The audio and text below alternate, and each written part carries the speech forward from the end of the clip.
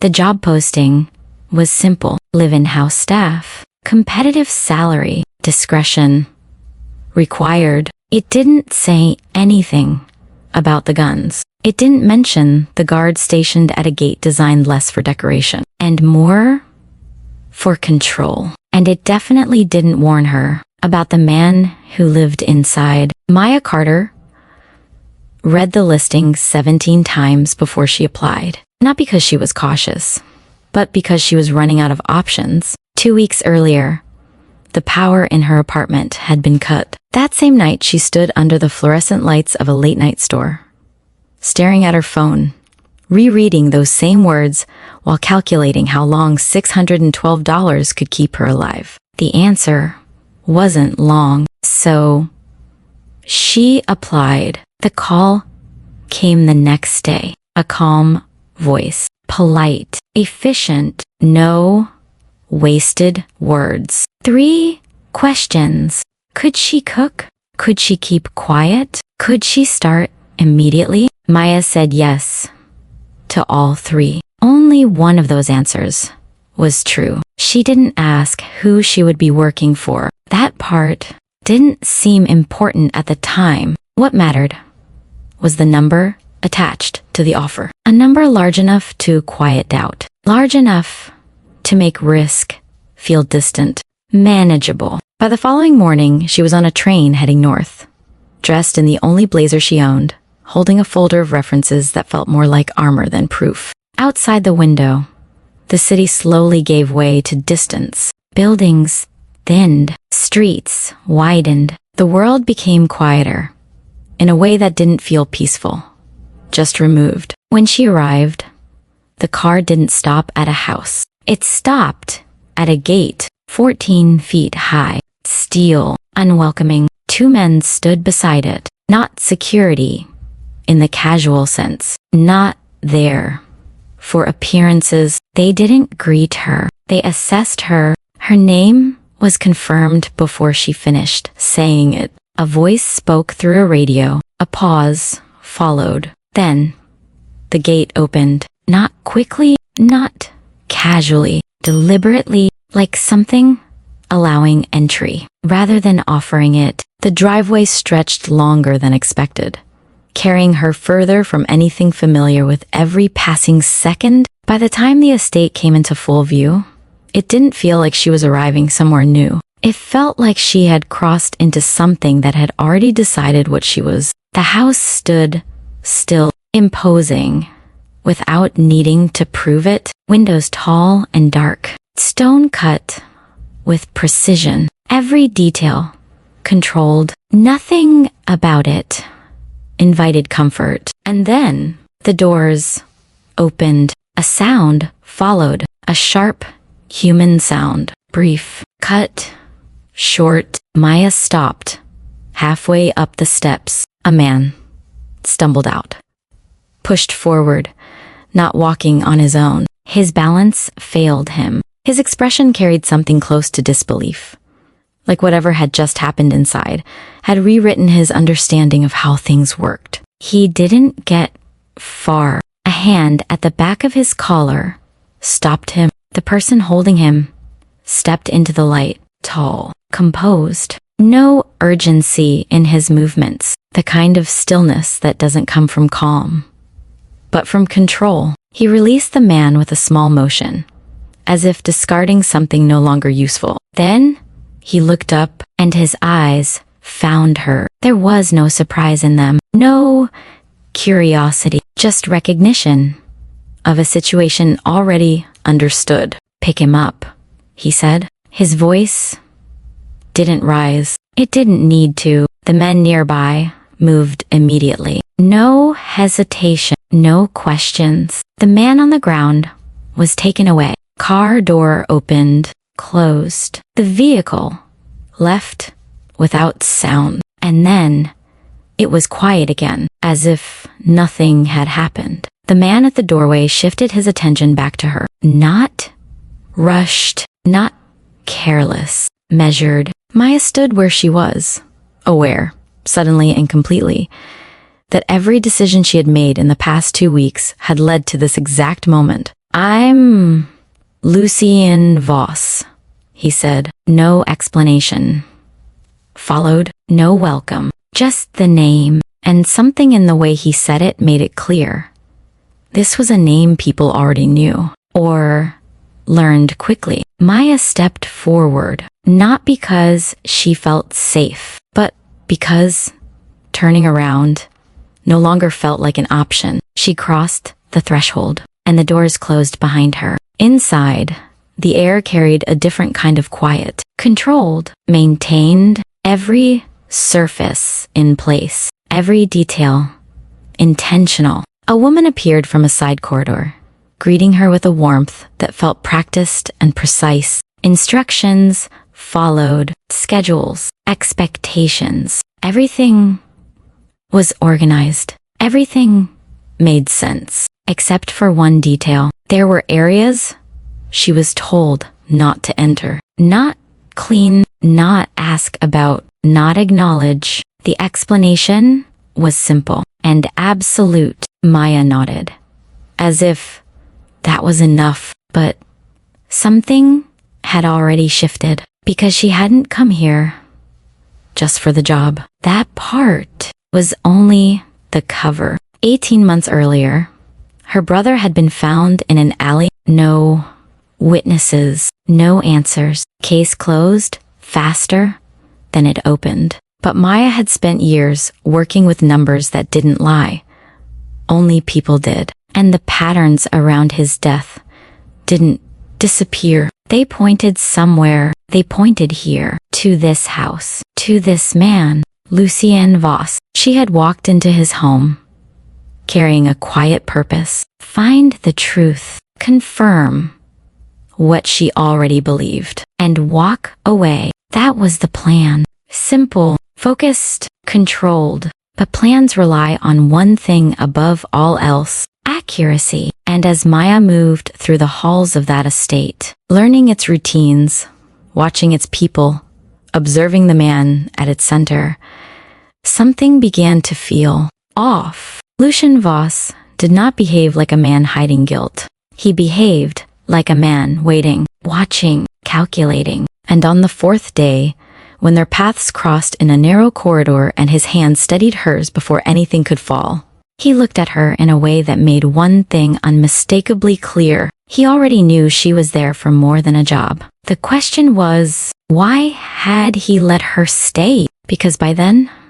Maya was beginning to understand something she hadn't considered before. She hadn't just entered his world. She had been allowed into it. And that meant one thing. This wasn't just her investigation anymore. It was his, too. And by the time she realized exactly what that meant, by the time the pieces began to align, by the time the truth started revealing itself, it was already too late to leave. Because the man she came to expose might not have been the one she should have feared at all. Before the gates, before the guards, before the name Lucien Voss meant anything, there was a different version of Maya Carter, one that still believed her life was temporary in its struggle, that things would turn around, that the system, eventually, would correct itself. That version of her started to disappear the morning the lights went out. It wasn't dramatic. No warning, no final notice taped to the door, just a quiet click, and then nothing. The hum of her refrigerator died first. Then the ceiling fan slowed and stopped. Silence filled the apartment in a way that felt heavier than it should have. Maya stood in the middle of the room, waiting. As if the power might return if she gave it a moment. It didn't. She checked her phone. One message: payment overdue. Service disconnected. No anger came. No panic. Just a slow, familiar understanding. She walked to the window. Outside, the city moved like nothing had changed. Cars passed. People talked. Lights glowed in other apartments. But inside hers, everything had gone still. That night, she didn't cook. Not because she couldn't, because there was nothing left to cook. Dinner came wrapped in thin plastic from a gas station 2 blocks away. Bread, mustard, something processed enough to last longer than it should. She ate it sitting on the edge of her bed, using the light from her phone to see. That was when she opened the job listing again, the same one she had been avoiding, the one that felt wrong. Live-in house staff, competitive salary, discretion required. Her thumb hovered over the screen. She read it once, then again, and again, 17 times over the course of 2 weeks, each time telling herself no. Each time the word no carried less weight, because numbers didn't lie, and her bank account had reached a number that didn't negotiate. $612. That was everything. Rent overdue, bills stacking, time narrowing, the kind of pressure that doesn't explode. It compresses quietly until it forces movement. 3 nights after the power went out, she found herself standing in the aisle of a late-night store, staring at the glow of her phone screen. Around her, people moved casually, normal conversations, normal purchases. No one looked like they were calculating how many days they had left before everything collapsed. She read the ad again. This time, she didn't look for reasons to reject it. She looked for reasons to accept it. Live in, that meant no rent. Competitive salary, that meant recovery. Discretion required, that meant something else. Something undefined. Her instincts caught it immediately. That word didn't belong in a normal job listing. It lingered, quiet, intentional, like a warning that didn't want to be obvious. Maya locked her phone and slipped it into her pocket. She walked out of the store, but the words followed her. They stayed with her through the night, through the silence of her powerless apartment, through the slow realization that there were no better options waiting. By morning, the decision had already been made. She just hadn't said it out loud yet. The application took less than 10 minutes. Name, experience, references. She edited carefully, adjusted details, left things out, not lies, not entirely, just omissions. The kind that made her look like someone who needed a job, not someone who had spent nearly a decade tracking money that didn't want to be found, not someone who had spent the last 18 months asking questions no one wanted to answer. She hesitated once at the final button, submit. Her reflection stared back at her from the dark screen, tired, focused, different. This wasn't just about survival anymore. It hadn't been for a while. Her brother's name moved through her thoughts the way it always did.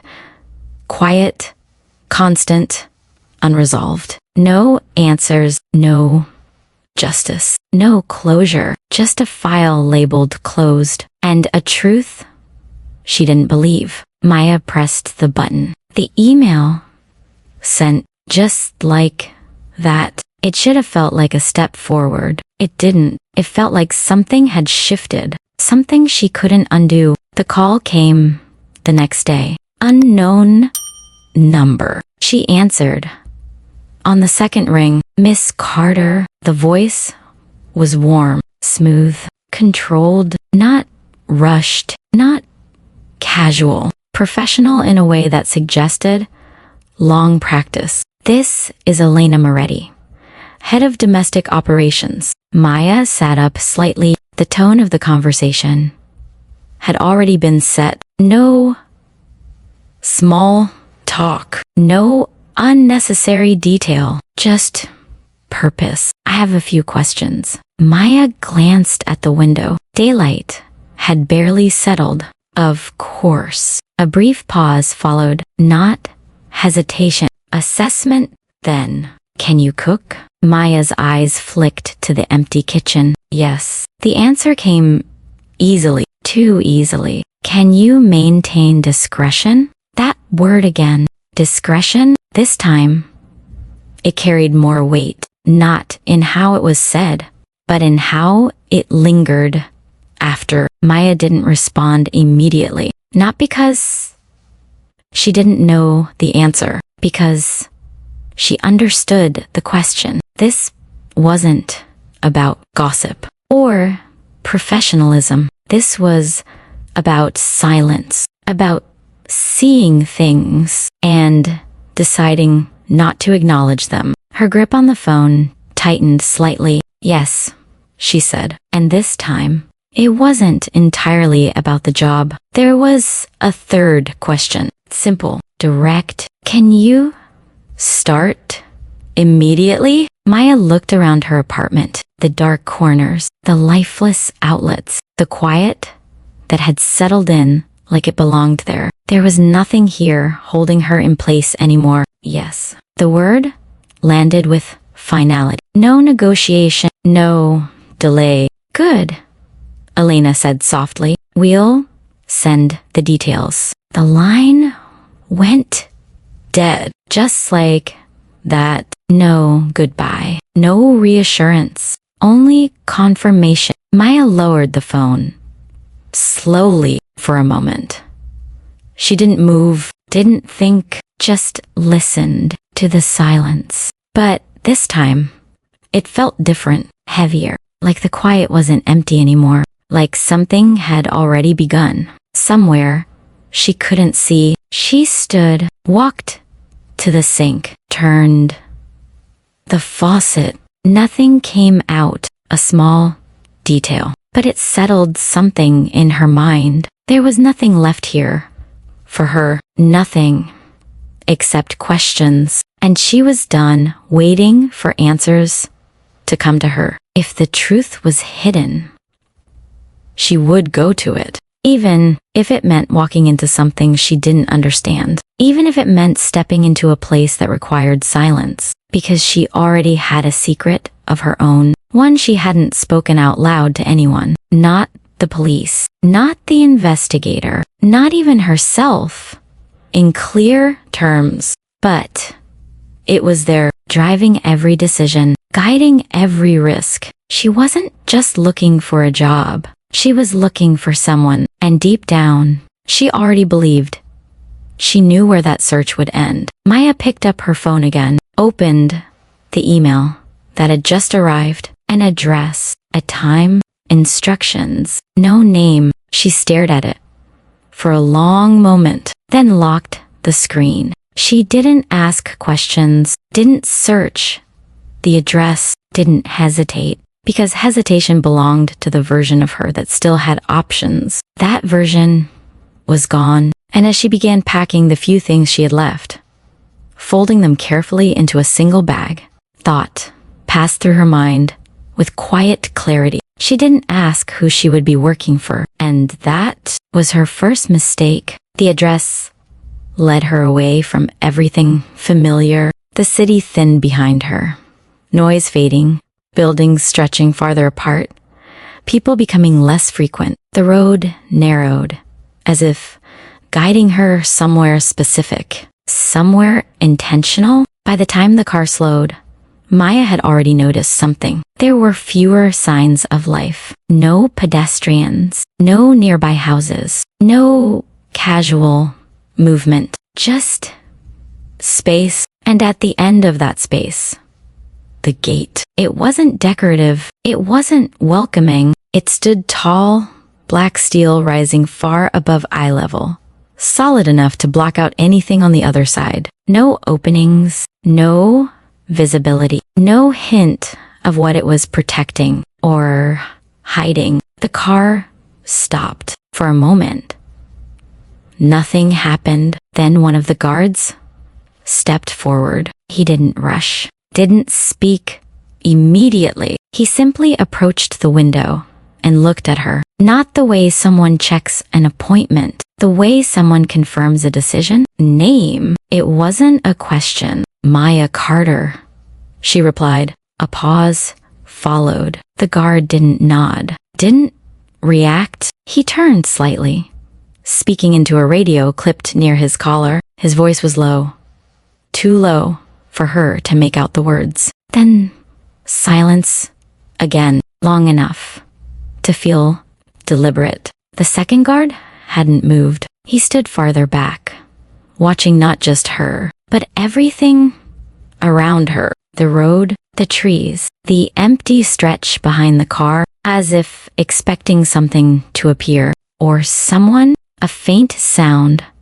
broke the stillness. A mechanical shift. The gate began to open, slowly, not with the ease of automation, but with weight, like something heavy had just been unlocked. Maya felt it before she understood it. That subtle shift in atmosphere. The moment when crossing a line stops being symbolic and becomes real. The car moved forward, and the gate closed behind her. The sound echoed longer than it should have. The driveway stretched ahead, longer than expected. Gray stone beneath the tires, each turn revealing nothing and everything at the same time. The deeper she went, the quieter it became. No wind, no distant traffic, no movement in the trees, just the steady hum of the car and the growing awareness that she was moving further away from anything that could reach her. Then the house appeared, not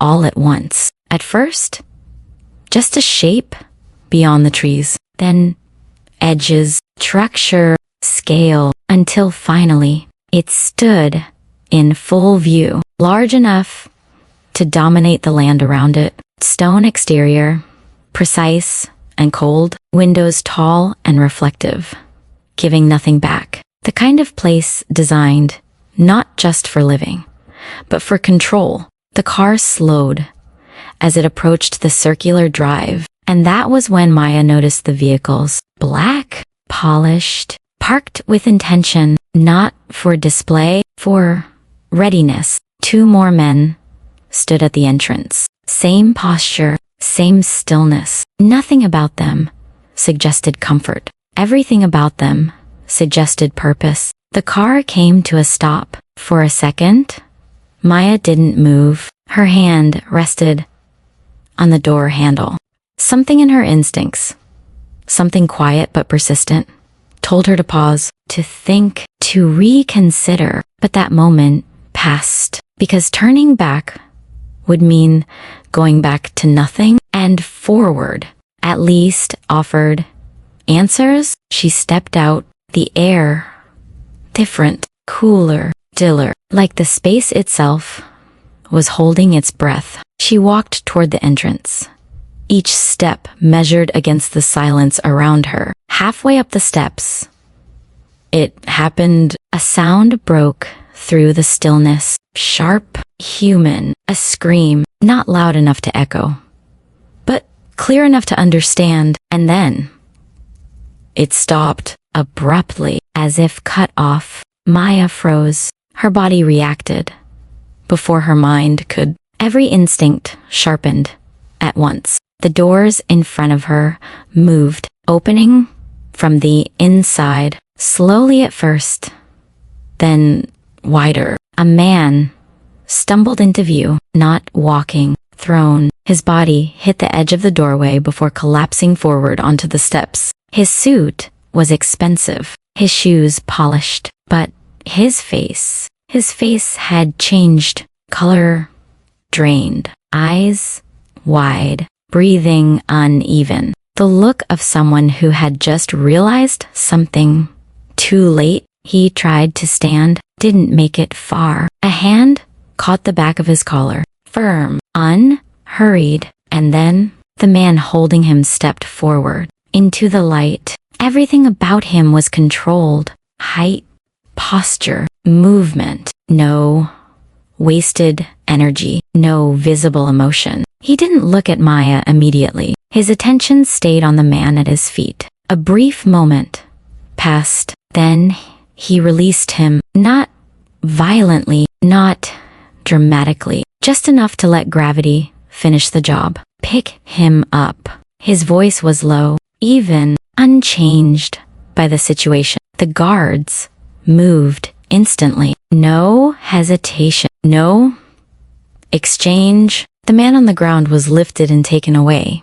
Quickly, efficiently, like something that had already been decided. A car door opened, closed. The vehicle pulled away without delay, and just like that, the moment ended. Silence returned, clean, undisturbed, as if none of it had happened. Then the man turned. His eyes found her. There was no surprise in them, no curiosity, just awareness, complete and immediate. Maya felt it, that unmistakable sensation of being seen.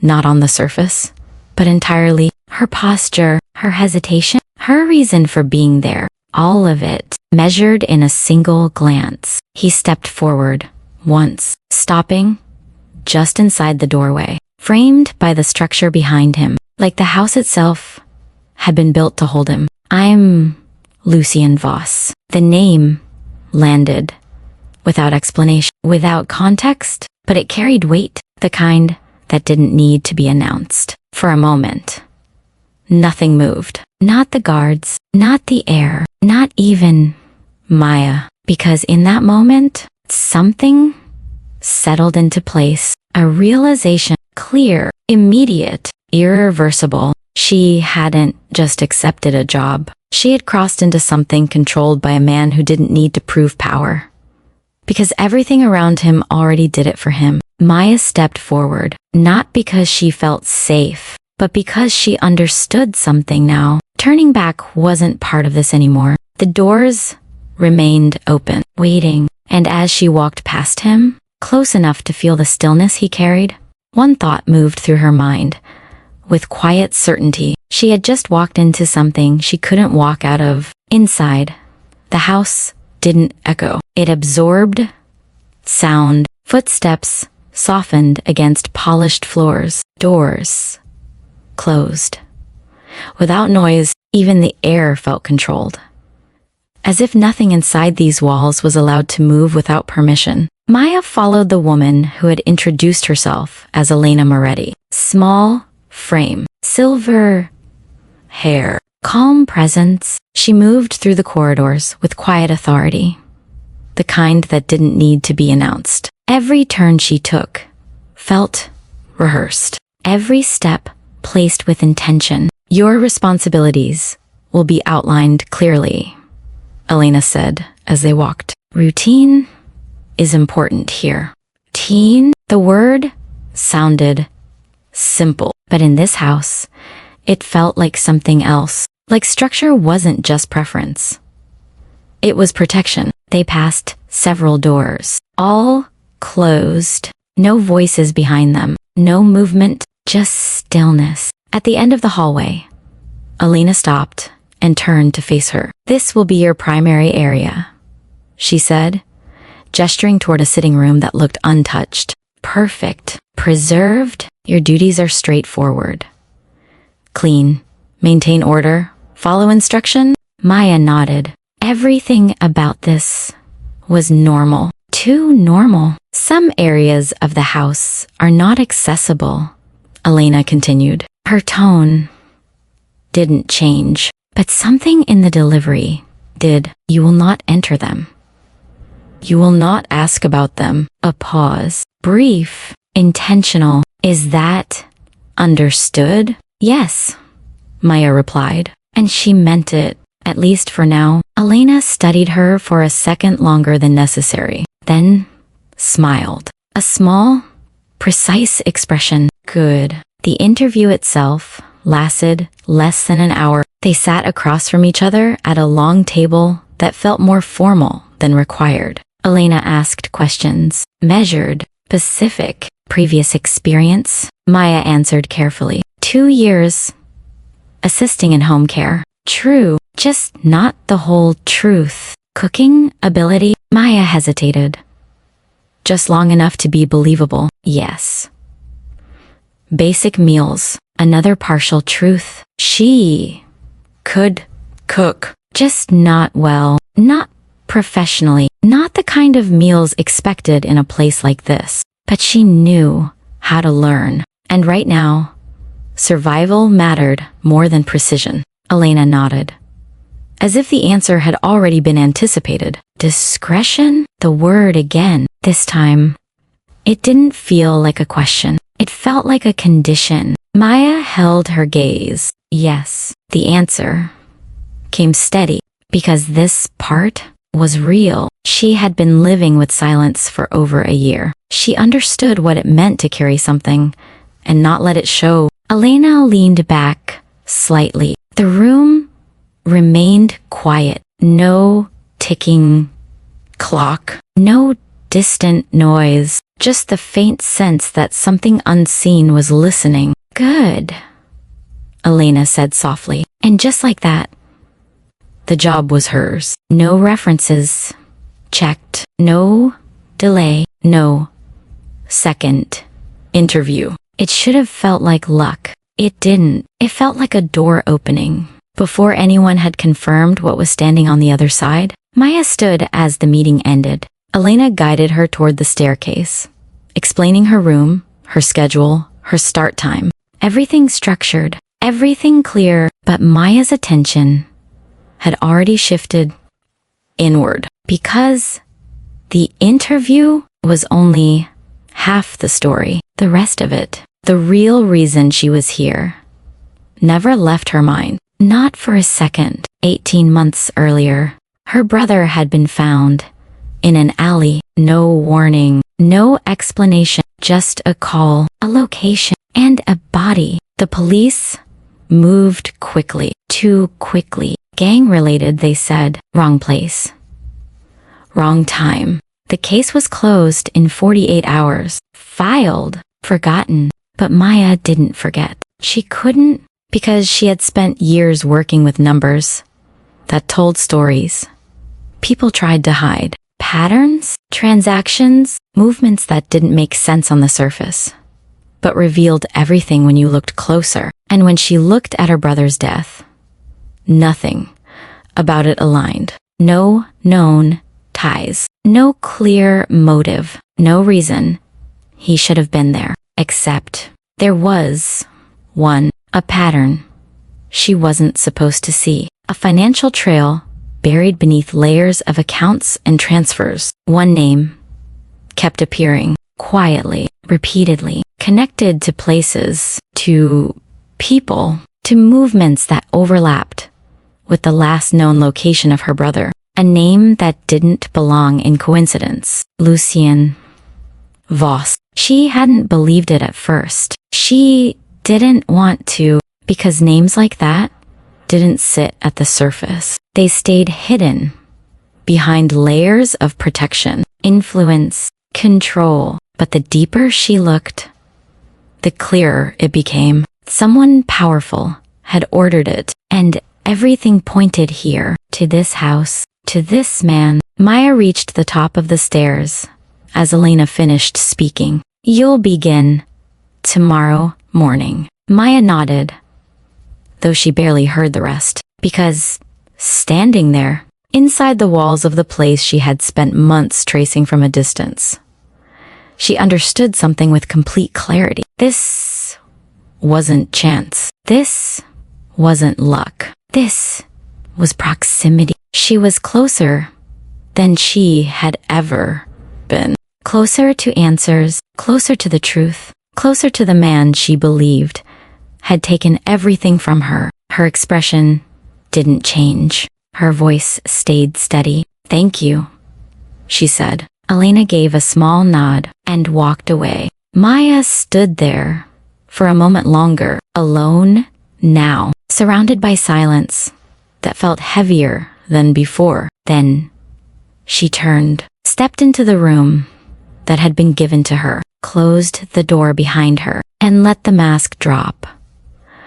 Just for a second, her reflection stared back at her from the darkened window, focused, unwavering, no hesitation left, because the truth was simple. She didn't come here for a job. She came here for answers. And if those answers confirmed what she believed, then everything that followed would be inevitable. Maya Carter had just entered the home of the man she suspected of murder, and she wasn't leaving until she proved it or destroyed him trying. The first morning began before the sun. A soft knock at the door. 2 precise taps pulled Maya out of a shallow sleep. Not the kind that restores, the kind that watches. "Elena," a quiet voice said from the other side. Maya opened the door. Elena stood there already dressed, already composed, holding a small laminated card. "Schedule," she said, handing it over. Maya glanced down. Every hour accounted for, every task assigned, every movement expected. There was no space left unmarked. "Routine is important," Elena repeated. "Deviation creates problems." The pause before that last word was brief, but deliberate. Maya nodded, understood. Elena held her gaze for a moment longer, as if measuring whether she truly did, then turned and walked away without another word. The day began at 6. Rooms cleaned in sequence, linen replaced on fixed days, kitchen restored to exact condition after every use. Nothing was left to preference. Nothing was left to chance. By midday, Maya had already noticed something. No one lingered. The staff spoke only when necessary. They moved efficiently, quietly, like parts of a larger machine that had been running long before she arrived. And everywhere, there were eyes, not always visible, but always present. Guards stationed at key points, corridors, monitored without cameras. She could see doors that required access.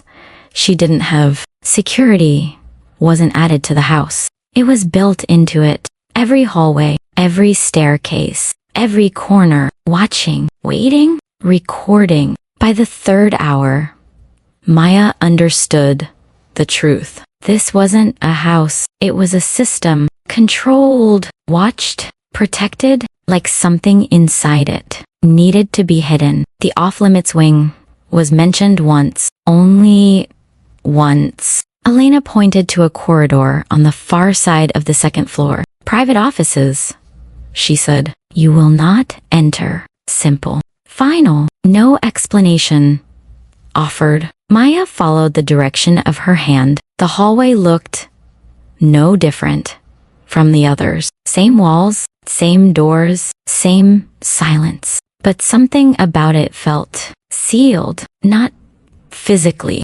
Something else, like the air itself, knew it wasn't meant to be crossed. "What if I go there by mistake?" Maya asked. Elena's expression didn't change. "You won't." There was no threat in her voice, no warning, just certainty. Maya didn't ask again, but she made a note. That was where the answers would be. Her first 3 days passed in careful observation. She learned the rhythm of the house. Who moved, where, who spoke to whom, who avoided certain corridors without thinking. Patterns. Everything left patterns. And Maya had built her life on recognizing them. That was when she met Adrian. It happened in the kitchen. He appeared without warning, leaning casually against the counter, as if he had always been there. "New one,"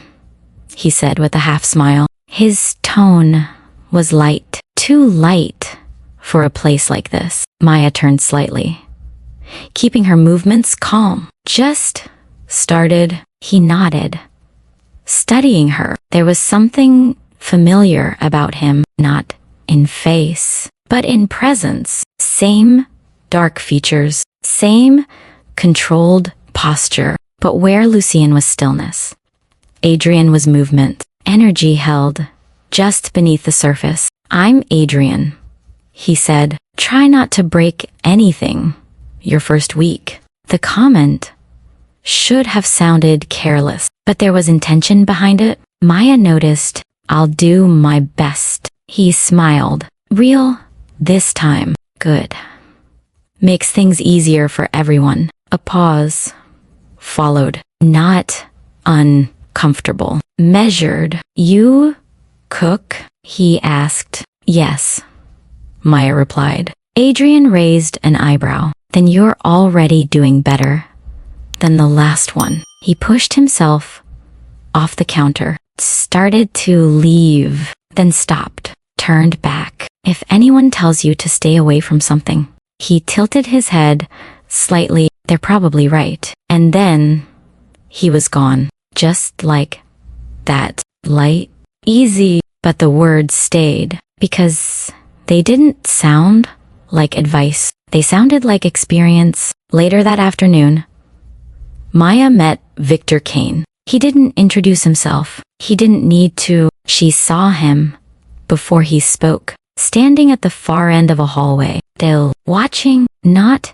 casually, not out of curiosity, deliberately, like he had been there long enough to observe everything she had done. Maya kept walking, didn't change her pace, didn't acknowledge him, but she felt it, his attention, following her, measuring. When she passed him, his voice came quietly. You're new? It wasn't a question. Yes. She didn't stop, didn't turn, just enough response to remain polite. People who come here, he paused, usually know what they're stepping into. Maya slowed slightly, just enough. And if they don't? She asked. A moment of silence. Then they learn. She turned then, just briefly, long enough to meet his eyes. There was nothing hidden there. No charm, no softness, just calculation. Cold, efficient, the kind that doesn't rush because it doesn't need to. Maya nodded once, then continued down the hallway. But something had shifted because now she understood. Adrian wasn't the danger. Victor Kane was. He didn't smile, didn't warn, didn't pretend. He observed, and observation meant one thing. He was waiting for something to go wrong. The rest of the house carried on as before, silent, ordered, controlled, but Maya saw it differently now. The structure wasn't just about routine. It was about containment. Something existed here. Beneath the surface, behind the locked doors, beyond the corridor.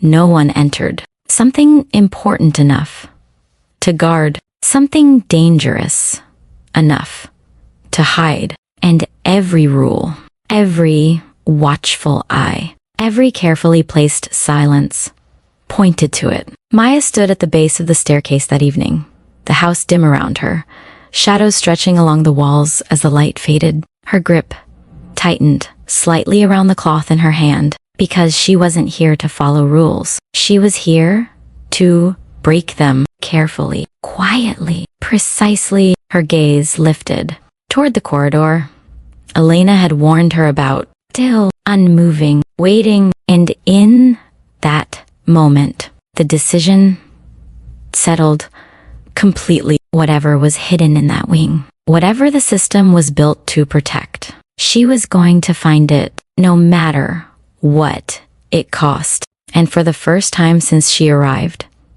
the house didn't feel quiet anymore. It felt aware, as if something inside it had just realized. She was looking back, and Maya Carter was determined to find it. By the fourth day, Maya had learned the house well enough to move through it without thinking. That was the first problem, because in a place like this, moving without thinking meant you started noticing things you weren't supposed to. Small details. The way certain doors were always closed, but never locked. The way guards rotated, not randomly, but in patterns. The way silence didn't feel empty. It felt maintained. It was just before sunrise when it happened. Maya hadn't planned to be awake. Sleep had come in fragments again.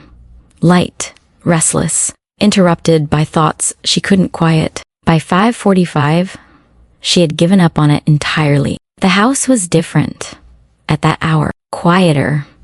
Somehow, not because there was less sound, but because there was no movement to mask it. Every step echoed just enough to remind her she wasn't supposed to be there yet. She made her way toward the kitchen, drawn more by routine than intention. The idea of tea, something simple, something normal, something that didn't belong to this place. She reached the doorway and stopped. He was already there. Lucien Voss stood at the far end of the kitchen, one hand resting against the counter, the other holding a small espresso cup. He wasn't sitting. He wasn't distracted. He was facing the window, looking out toward the darkened garden beyond the glass. Still, completely still, as if he had been standing there for a long time. Maya didn't move for a moment.